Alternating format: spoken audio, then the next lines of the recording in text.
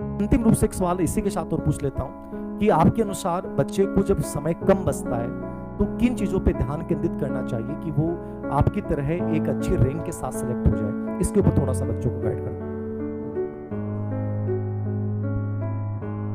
सबसे ज़्यादा इसमें पोर्शन होता है वो काफ़ी लेंदी होता है। इसको सर मैनेज करने के लिए हमें इसका रिवीजन बार बार करना पड़ता है। हम कई बार क्या होता है कि कोई फ्रेंड कोई नई गाइड ले आया, नई बुक ले आया, तो उससे नई गाइड या नई बुक अगर लाते हैं और उसको केवल एग्ज़ाम टाइम में देखते हैं तो उसका रिवीजन नहीं हो पाता।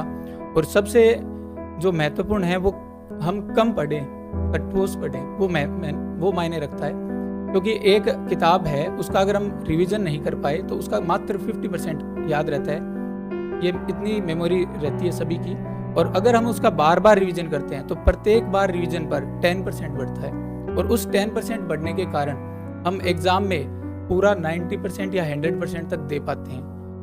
तो दोस्तों, आप जब भी कोई परीक्षा की तैयारी कर रहे हो तो पहली बात ये ध्यान में रखना कि जो भी मैटर आप पढ़ रहे हो उस मैटर का आप एग्ज़ाम तक कम से कम 4 बार रिवीजन और 1 बार फुल पढ़ना जरूरी है। क्योंकि अगर आप रिवीजन नहीं कर पाओगे तो आपको वो मैटर एग्जाम में मात्र 50% ही याद रहेगा और 50% में भी कुछ एग्जाम में कुछ त्रुटियां रह जाती है जिसके कारण हम उसमें 50% का भी 40% कर पाते हैं। तो दोस्तों, आप इसमें ये चीज़ का ध्यान रखना।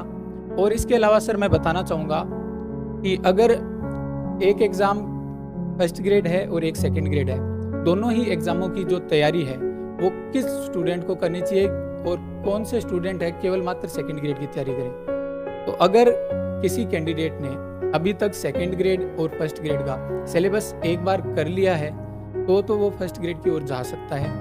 अगर किसी कैंडिडेट ने अभी से तैयारी करना स्टार्ट किया है तो मैं उसको यही राय देना चाहूँगा कि वो केवल मात्र सेकंड ग्रेड की तरफ जाए। क्योंकि मात्र 2 महीने में किसी भी एग्जाम की तैयारी नहीं हो पाती अगर आप शुरू से तैयारी कर रहे हो। अगर आप कुछ एक्स्ट्रा ऑर्डिनरी हो तभी आप वो तैयारी कर पाओगे।